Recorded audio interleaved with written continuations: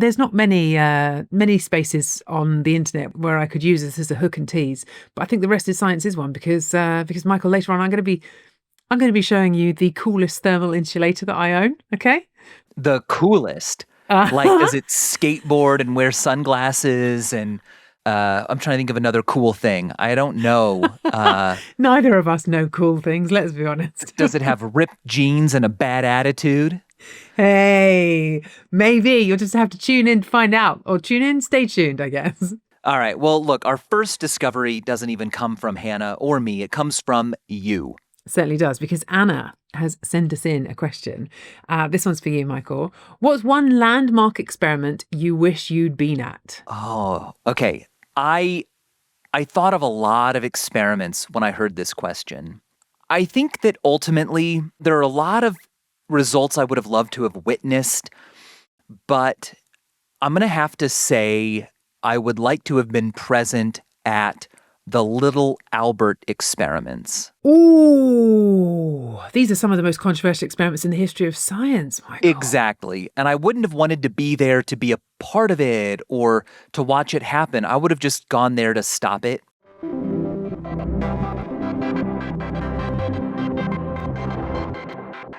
This episode is brought to you by Cancer Research UK. The word cancer comes from the Greek karkanos, meaning crab, and Hippocrates used that word because tumours can spread out like crab's legs. For a long time, cancer was poorly understood, and so I think because of that, it was almost scarier, and people didn't even say its name. But what science has done since is replace uncertainty with understanding. But that understanding isn't instant, because cancer isn't just one disease. It's hundreds of different diseases, each behaving differently depending on where it is and its genes.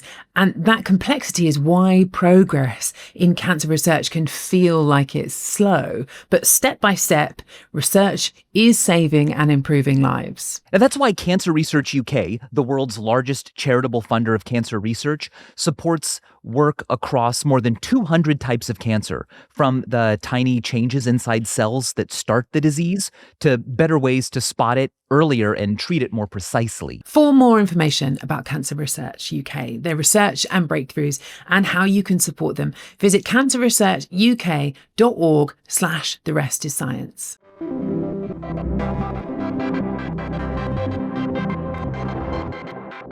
So the Little Albert experiments were done sort of mid-early 20th century. The results were published in 1920. The experiments were conducted at Johns Hopkins by John Watson and his grad student Rosalie Reenter.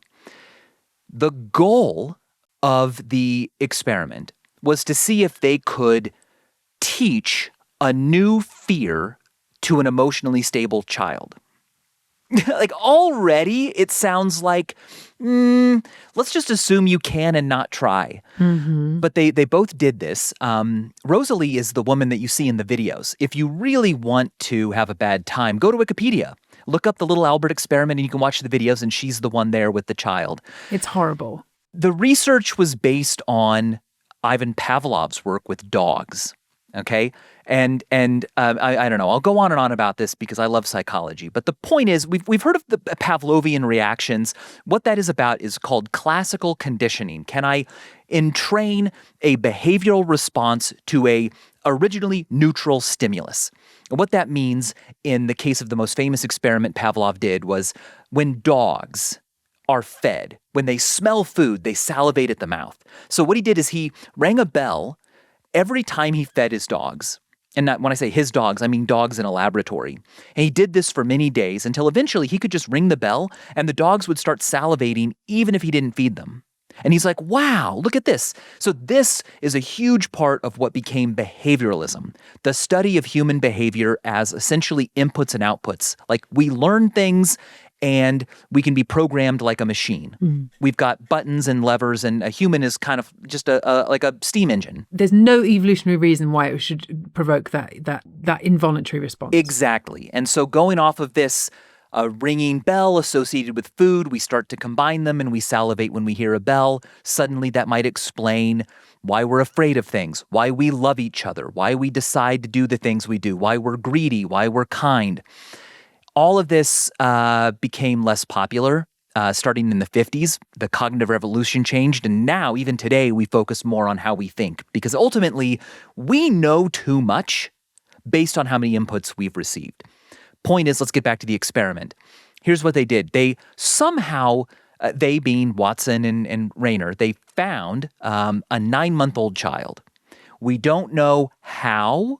We don't know the actual identity of the child, but in the paper, they called the child Little Albert. It wasn't its real name. Was Albert adopted, or were his parents involved in the experiment too? Do we know that? We don't know, but all of the theories are that the mother was in the picture and aware of what was going on.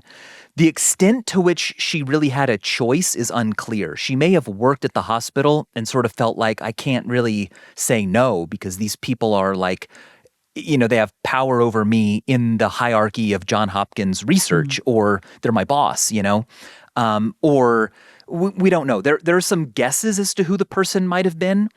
The person, the baby, little Albert, may have been, I think the most popular theory is that it was this individual who died at the age of 6 of a condition of the brain unrelated to the experiment, but that throws into question the validity of the results because this infant wasn't a completely, healthy infant. Anyway, what did they do? Okay, so they took this child and they presented it with all kinds of different objects. Literally, you name it, they showed it to the baby, and the baby wasn't scared of any of it. The baby was curious. And then they decided, okay, let's associate something scary with one of these. And the one they chose was a white lab rat. They allowed the child to play with this lab rat, but every time they introduced the rat, the white rat, they hit a steel bar behind the child with a hammer. Boom, really loud. And the child started crying and needed to be consoled and was frightened. And then they would present the child with a rubber duck or a shoe, and they wouldn't hit the steel. Only when the white rat was there would the child be frightened. And sure enough, they were able to teach the child, little Albert, to be afraid of fuzzy white cute things. Mm-hmm. They could present the child with a rabbit and it would get scared. They were even able to present the child with a Santa Claus mask that had a cotton ball beard, and the child would freak out and cry and scream. And they were like, wow, great job, everybody. We've learned that the human body is a machine that can be programmed and can learn, and that's just every behavior we have is some kind of learned thing. Now, despite just being unethical by today's standards, it also didn't give us any good results. Literally, it was one subject with no control subjects, and they didn't do follow-ups. They didn't then see if they could unlearn the fear from the child. They were just like, excellent, that was cool. Yeah. And it's very sad. This is really the reason why this is considered such a sort of bad experiment in the history of science. Of course, look, worse things have happened to people on Earth, right, than them being jump scared. But the key point about this was that they spent days after days after days deliberately frightening a child, right, which is just already quite a horrible image. But they introduced this irrational fear in a human that they never undid, that they had no understanding of how that might go on to impact his life going forwards, and that, exactly as you describe, we didn't actually gain any serious or interesting scientific knowledge from. Yeah, it was not a scientific method experiment. It was let's poke around and see what happens. Let's poke it and see if it bleeds, and then we'll move on and go catch a movie. I want to say the only sort of silver lining is going to come from that thought of sometimes out of trauma, growth can occur. Or at least sometimes it takes despair for there to be triumph. And Watson, after these experiments, did a lot of weekend lectures. And he did one, and in the audience was a woman named Mary Cover Jones. And she was very interested in fear as something that could be learned. And so, of course, she thinks the kind of more kinder thought, which is, well, fine, but we should also maybe focus on how fears can be unlearned. And she happened to know a child that had been brought to her because the child was afraid of fuzzy white things. Strangely, it was not little Albert. This was like a I think a 6-year-old. So she says, "Well, I'm going to do the opposite of little Albert. I'm going to teach a child to not be afraid of furry white things." And she developed a method that involved something that I think a lot of us are familiar with today: gradual exposure. All right, so just slowly introducing fuzzy things to the child. And also having the child hang out with other children who were not afraid of furry things. And she was able to essentially cure the child of this irrational fear that was making the kid's life worse. And to this day, she's considered the mother of behavioral therapy. And so, I don't know, maybe little Albert's sacrifice brought us more quickly to behavioral therapy that helped people's lives. That's the only silver lining I can find in it, but I still think I'd go back and stop it, because if it wasn't Mary Cover Jones, it would be someone else. Yeah, I mean, I think science was on that path, right, of like learned behaviors. Sort of feels like it's only the adjacent possible to that is unlearning behaviors. Great answer, though. And yeah, great answer. I haven't thought about little Albert for a while. I'm not going on the Wikipedia to watch the videos. I remember watching them and finding them. I think maybe I was pregnant at the time or had a very small baby when I first watched them. Oh, yeah. Terrible time to do it. I saw them in high school in a psychology class, and I was like, what the heck? Let's make adults scared of things. I did that in a Minefield episode. I got electrically shocked every time a purple square was shown on a screen. Oh, yeah. And it did the same thing. It created an involuntary panic reaction whenever I saw purple squares. But I consented to it. Has it subsided over time? Can you see purple squares now? Yeah. It evaporated very quickly. How are pink squares? No. Look Pink away, Michael. No, I'm fine. I'm not a 9-month-old baby. So I knew what I was in, and I was prepared to accept a fear of purple squares for life. So, Yeah. I knew what I was getting into. Let's get into something else, though. Here's a question from Dr. Sunny Macon. If superhero powers obeyed basic physics and conservation of energy, which powers are actually the most expensive in energy terms? I'm thinking of things like super strength, flight, and super speed. Okay, you better believe I got out my calculator, Michael. Great. I've run some numbers, baby. Okay. Right. Super strength.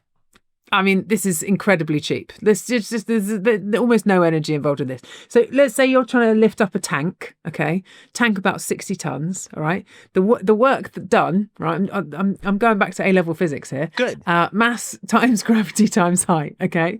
That comes out at about 1.2 million joules, which sounds like a lot, but in dietary terms, it's about 280 calories. You're talking one Snickers bar, essentially, half a milkshake, easy peasy. You can do that. It's no big deal. Like one can of full sugar soda. Yeah. I mean, first of all, I want to take a break. That's like how efficient the human body is. Right? There's like, yeah. Oh, you drank one can of soda. You better go lift. What was this that we're lifting? A tank. A tank. Go lift a tank, and then you can earn yourself another. I don't want to say earn. Basically, let me just leave it at that. The human body is really efficient. Well, it's also the wrong way to think about it. Like, if you go on a treadmill and you're counting calories on your treadmill and you finish and you've like exhausted yourself and it's like 60 calories, you can have half a peanut. Yes. That's not the exact. It's extremely, extremely depressing. But the key point is that just being alive, just breathing, just being upright, just existing and thinking uses up a lot of calories. So you shouldn't ever think of calories as a sort of an equation in terms of your physical exertion. But I'm doing it purely for the purposes of this question. And super strength is very cheap and easy. Okay. Flight, I'm going to go medium level for flight. Okay. Okay. So if you are, I'm going to just, ignore the aerodynamics and just, and just think of you pushing against gravity, keeping yourself up. That essentially means that you need to be a human inefficient helicopter. Okay. So if you're going to hover, you've got to accelerate air downwards. And for a human-sized object, I worked that out to be about, let's say, 100 kilowatts of power. Well, that's quite a lot, actually. That is quite a lot. You're going to have to eat. Please check my calculations, by the way, on this. You can write to me telling me that I've got it wrong. But I think that's about 300 burgers per hour. Wow. which is quite a lot actually. You've got to pump through quite a lot. There, I'm not using aerodynamics. If you were going forwards, if you were gliding, it would be more efficient. But I'm just saying, if you can just move yourself upwards like a rubbish helicopter. So that's kind of medium, but by a long way, the thing that is going to bankrupt you energy wise is super speed. Really? Super speed is off the scale. So because for starters, you've got kinetic energy. Kinetic energy, by the way, is the equation for it is half mv squared. Notice that v squared. So the faster you get, if you run twice as fast, you need 4 times the amount of energy. So super speed it's going to scale very, very quickly. If you run at 1% of the speed of light, which is compared to like a cosmic ray, for example, It's nothing. snail's pace. It's not moving. Yeah. You've also got air resistance here that you've got to consider. I was wondering if you were going to factor that in. Yeah. Here it is. Air resistance scales with V cubed, my friend. It's the cube law. Oh, lordy. So if you're going to run twice as fast through air, you need 8 times the power to push the air out of the way. So, let's make it slower. Let's just say you're running at the speed of sound. You're not just burning calories. You're generating heat from air compression. That's enough to melt lead. And if you're trying to run at the speed of light, which I think is what Superman does. I've seen the videos of him circulating the Earth. I don't think it was a documentary, but but yeah, I mean, you're going to be causing nuclear explosions all over the place. I'll be honest with you. Every time I do one of these calculations, it ends in nuclear explosions. As it should. So super speed, I mean, yeah, listening to you explain it, it makes sense. Super speed also requires super strength because you're having to push an enormous amount of air out of the way very quickly. Yeah, you really are. All right, so we went from a Snickers bar to 300 hamburgers an hour to constant nuclear bomb explosions. Exactly. Just a simple scale. Simple linear hop, skip, and a jump from one to the other. Okay, all right, here's another question. Oh, okay, this is nice. This is from Owen, who wants to know when we first met, Michael. Oh, yeah. I remember. Do you remember? I think I remember. I think we've talked about this before. I mean, I was aware of you because of your appearances on Numberphile. Correct. I don't know how we got in touch, but we went to lunch. Why did we do that though?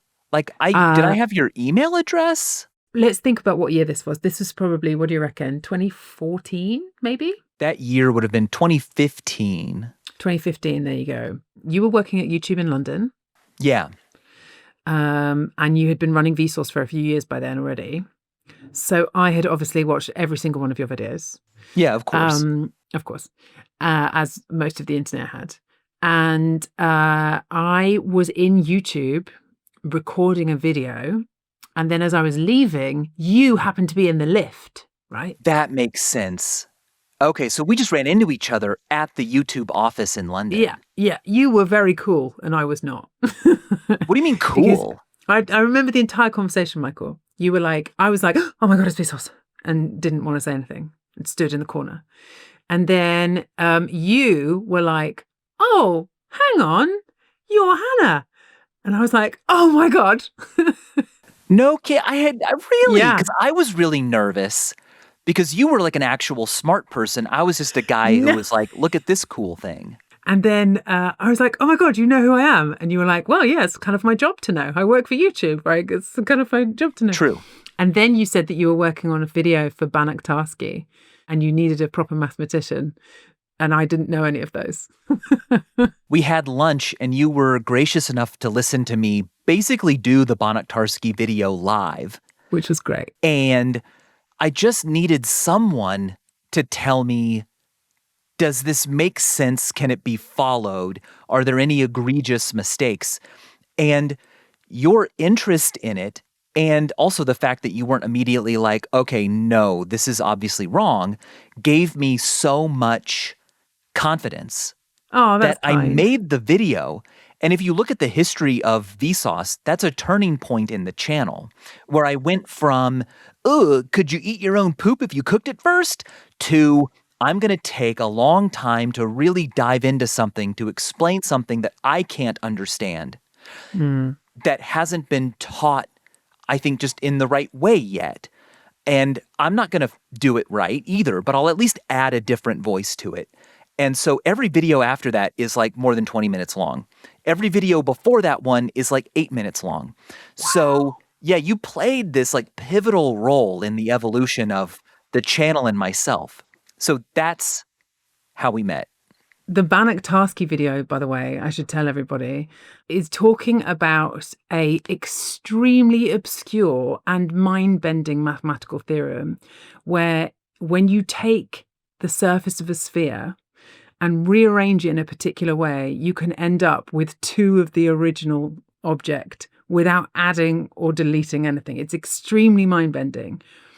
And I think up until that point, really nobody had delved into anything that complicated in a public forum, in a something that was to be consumed by everybody. And those of you who haven't seen Michael's video on Bannock-Tarski, I think it's got something like tens and tens of millions of views, right? Yeah, something like that. It is wild to the entire mathematical world that you could take something that mind-bendy and bring it to so many people. I know. There's an appetite for it online. And I think ever since then, not that I started it, but I knew these things would be popular. And now, thankfully, we've got 3 Blue, 1 Brown. We've got all these channels that are like, no, let's do it. Let's get into this. And now it's like, no matter how deep of a question I have, I'm like, what exactly is energy? Or why did chimneys break in the middle when they fall? There's always some like Indian YouTuber who's like, let's get into it. And they draw out every single thing and what each formula means. And it makes me feel so great for the human race. Yeah. That we want this kind of content. So yeah, with Bannock-Tarski, there's like one thing I wish I had done differently, which is the way I describe choosing the first set of points from the sphere, I could have been more clear about.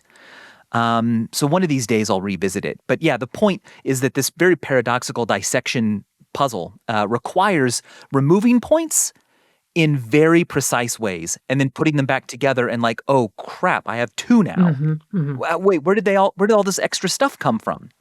But that's how we met. There you go. Oh, that was a really lovely question. Thank you. That's thank you very much, Owen. I promised you some thermal insulation and I'm going to deliver. I'm going to deliver on the most exciting thermal insulation that there is.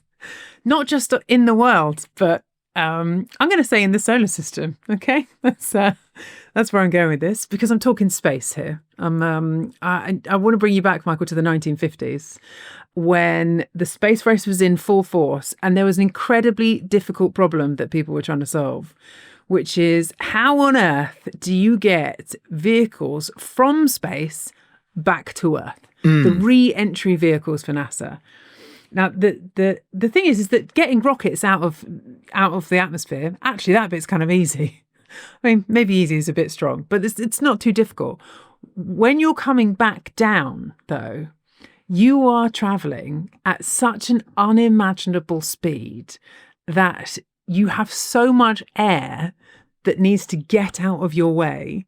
You're squashing this air so rapidly with such a force that the temperatures that you start reaching are way higher than basically any human-made product could withstand. So back in the 1950s, there's a guy called Harvey Allen, and he's set the task of designing these re-entry vehicles for NASA. And the first ideas, everyone was like, well, we just need it to be like a rocket shape, basically. We need to make it as streamlined as possible. Like slice through the air. Yeah, like a needle, right? Pierce through it, get through the atmosphere quickly, minimize the drag, minimize the friction forces on the side, get in. But these temperatures, these speeds, I mean, they are so massive that it just wasn't, nothing would work.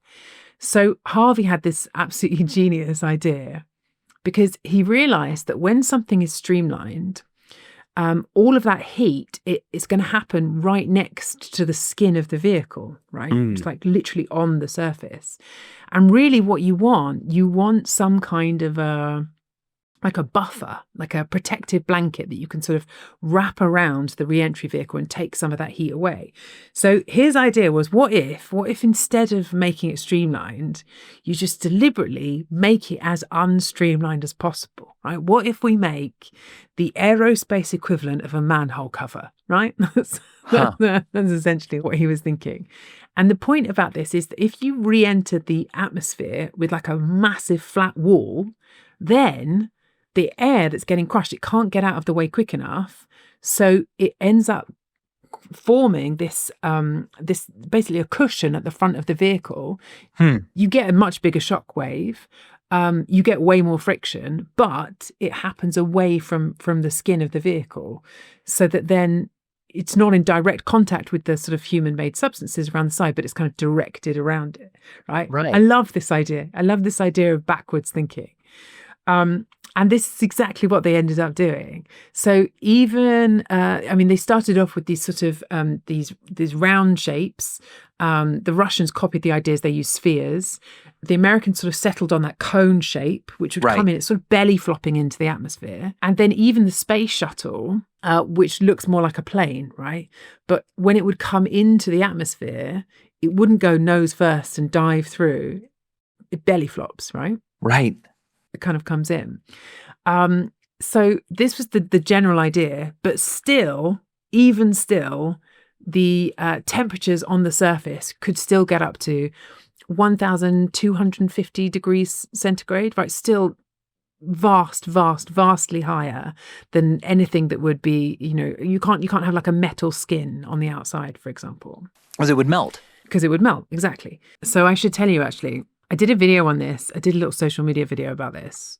I really love the aerodynamics of re-entry vehicles. I just think there's something deeply amusing to me about there being such a difficult problem and people turning it upside down and going for the most unaerodynamic space possible. So I did this video about it, and then I was in California, and I was in Google actually, and someone came up to me and they were like, "Oh, I knew you were going to be here today.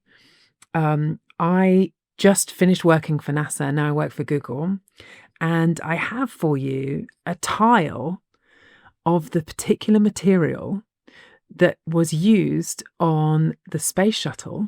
This is the material that they came up with that was the workaround for these absolutely insane temperatures on the space shuttle." Yeah, we're looking at a tile of, it looks like white foam. It's about the size of a domino, or maybe two dominoes on top of each other, stacked hamburger style. But it's also striated on the sides like a cake made of very thin layers all stacked up with black and white lines. It's a glossy black paint on one face, one of the large faces, but then it's white everywhere else except for those thin black lines on the sides. And on the back, though, it looks like it's made almost differently of transversely organized sections. Basically, what you have is these many layers, both horizontally and vertically. And this is actually, it's pure silica. It's 100% silica. But it's these fibers that are laid in such a way that this block is 94% air. Okay. Wow. So it messes with your mind because you look at it, it sort of looks like, I don't know, like a piece of chalk, perhaps. It's sort of white and it's got almost powdery. Yeah, I was going to say like ceramic or chalk. Yeah. But when you pick it up, it's way lighter than you would than your brain thinks it's going to be. It's unbelievably light. It's essentially solid air. That's what they've created. Solid air. Solid air. I love that. Trapped in a cage of silica. It was invented by Lockheed Missiles and Space Company. This one specifically for the space shuttle. It's called LI 900. The 900 in it stands for its density. It's 9 pounds per cubic foot. Okay, so there you go, Americans. This is you can tell this is made in America. Yeah, right. For context, by the way, styrofoam is 3 pounds per cubic foot. So this is slightly heavier than styrofoam, but not by much. It's sort of that's the sort of weight that it is. The thing about this stuff is that it is, because it is, sort of solid air in a lot of ways, you could easily crush this. You could just put your hand through it. I mean, it sort of feels quite fragile under your fingers. Now, the thing is, all of these little pockets of air in here, air is this unbelievably good insulator. Heat doesn't really like traveling across air gaps. Yeah. So when you have, an unimaginable number of tiny little caged air bubbles inside a material like this, it means that it is so poor at conducting heat that you can literally put this in a kiln, heat it to well over 1,000 degrees centigrade, 2,000 degrees Fahrenheit. So it's glowing hot. Glowing hot, literally red hot. And yet you can still pick it up with your bare hands, because it is so bad at conducting heat that it's not going to burn your skin. Right? Wow. It's wild. It's wild. There's this video of people doing that. I've seen the video, but I never really knew what they were made of. But now hearing your description of these silica fibers makes me think that it's almost like a possibly safer version of asbestos. Right. Because both of them are like woven rock fibers made into a material.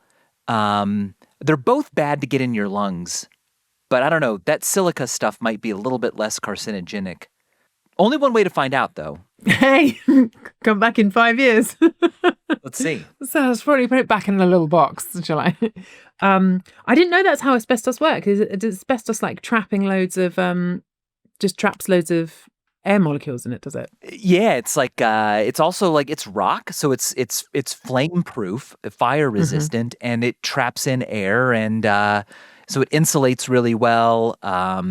It doesn't burn. It's really marvelous stuff, except for that one problem. That one tiny thing. There was asbestos in my house actually when we did up my house. There was asbestos everywhere, and I got really scared because I'd had my babies in this house, sort of sleeping next to asbestos walls. Yeah, and they said that actually, until you disturb it, it's completely fine. It's fine. It's a rock. It's sitting there. But once you decide to remove it, that's when you've got to do a lot of safe precautions, because it breaks into little tiny needles that float in the air, and you breathe them in. They get stuck in your lungs. They don't dissolve or digest or anything because it's rock. Mm-hmm. And for reasons I'm not really clear of, it also accelerates cancer. It's not just like it clogs up your lungs. So, yeah. What is that? What is the disease called? Mesothelioma? Something like that. We should talk to our friends at Cancer Research UK. We should. About it. Yeah. Yes. So here's the thing. Okay. So this idea of Li 900, they knew that they'd solved it, that they'd found something that was this unbelievably good thermal insulator. But these tiles are so incredibly fragile, you can't have them as big. They can't be large. They couldn't just create these massive tiles, put them in, and off you go. The space shuttle wasn't covered in this uniform blanket. It was covered in 2,400 tiny individual tiles. Oh, wow. And because the space shuttles bend and flexed during flight, you can't just glue all of these tiles directly to the metal skin underneath, because they would snap. So there was this strain isolation pad, which was then glued to the ship. And then every single tile on top had a unique shape, right? Which means that if you broke one of them, you can just go and grab one off the shelf. You've got to grab that shape. That exact shape, that custom replacement for that specific coordinate. These were an engineering nightmare, these things, because the other issue is that, these are 94% empty space, right? They're solid air, as it were, which means it's incredibly porous. So if it's raining... If it's raining while the shuttle's sitting on the launch pad, the tiles would absorb hundreds of kilos of water. Right. They would become solid liquid water. Solid liquid water, exactly. And then, I mean, then you've got problems of, maybe that water could freeze, it could expand, It would shatter all the tiles, it would boil off in orbit, it would blow them all apart. A lot of extra weight suddenly you've got to launch. Yeah. Right. So then they're having to inject these tiles with this waterproofing agent, basically, Scotch-Guard on steroids, essentially, via a needle. They've got to do it in all of these gaps and all of these holes. But they one of the ways round this to sort of seal the outside is, especially on the belly, is they have this glaze that they put on it, this reaction cured glass, this borosilicate, and that helps to seal it, but also maximizes the heat immiscibility, sort of sheds heat back into space. So these are on the bottom, and then the white tiles, these are the ones on the top. Yeah. Cool, huh? Isn't that cool? Yeah, because the bottom of the space shuttle is black. And so I was wondering, so is that what I'm looking at there? Yeah, the black side is the side that faces out during the belly flop. Yeah. Isn't that amazing, though? This complete paradoxical material, something that's fragile enough to be crushed by a toddler, but strong enough to survive this plunge through the atmosphere at over 1,000 degrees. Yeah, I think that describes a lot of people I know. I love it too because we talk so much about to leave Earth, how hard it is to leave, to have the delta V required to leave our cradle, and yet coming back home is its own engineering problem. It's like the Earth doesn't want to accept us back readily. I always thought that was the hardest bit. The whole thing about whether the moon landing was real or not. I always thought that the argument for me was that getting to the moon and landing on the moon, actually, I mean, difficult, but not anywhere near as difficult as the problem of getting back off the moon, getting back down to Earth and landing safely. And that was always the thing, is that you had at this moment in time, these, unbelievable geopolitical pressure for this, for the space race, combined with, launching missiles and nuclear weapons from space and all of the sort of defense side of things that came with that. But you also had incredibly gung-ho pilots. I don't think it would have been difficult to find somebody who was willing to do a suicide mission to the moon and just stay there. That bit wasn't hard. So it always seemed to me that the showy bit wasn't the hard bit, which makes me believe that they did the entire thing. Have you seen that video where the guy shows that in 1969, it would have been easier to have gone to the moon and come back than it would have been to create a broadcast of that length, like a pre-recorded film segment? Yeah. He's like, actually, that feed of the moon landing is so long that if you had done it in a studio beforehand on film, and then you had to play it back like it was live and not have a single piece of dust or a hair on it, not allow any mistake to show that you're just playing back a reel, that would have been an even bigger technological miracle than actually going to the moon and back. It's a very fascinating video. Yeah, I think, I sort of vaguely do remember it. He was talking about the size of the reels, the physical size of the reel of tape, right? If I remember rightly. Yeah, because he's talking about hours and hours of footage that is streamed out onto televisions. And somehow it needs to never look that way. It needs to look like a live broadcast. So it probably was. Because if they had solved that, that would have been more unbelievable and more of an achievement than the moon landing. The other argument that I find compelling is that how many thousands of people were involved, right? How many, the cleaners, the janitors, the people who are painting the walls, all the way through to the engineers and the astronauts and the people in politics. Not one of them, however many decades later, slipped up and accidentally told everyone that it was a ruse. I mean, I just don't believe in humans that much. I just don't believe in humans' abilities to keep secrets that much. Yeah. Oh, yeah. Okay, well, we're hearing from our producer that LI 900 would need exposure to 1,450 degrees centigrade for hours, then crushed to have any carcinogenic potential whatsoever. So, Live to fight another day, Michael. Wow, But you're safe. important Okay. important that you recognise I was willing to put my life into your hands for the purposes I of this podcast. know. I know. But now we know that you were safe all along, so I feel better. All along.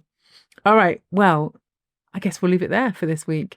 As ever, if you have any questions, ideas, tiles off the space shuttle that you want to send us, you can email us. The rest is science@goalhanger.com. And you can join our newsletter at therestis.com/science. We're going to be back next Thursday with another edition of Field Notes, and on Tuesday with our normal episode. So until then, stay curious.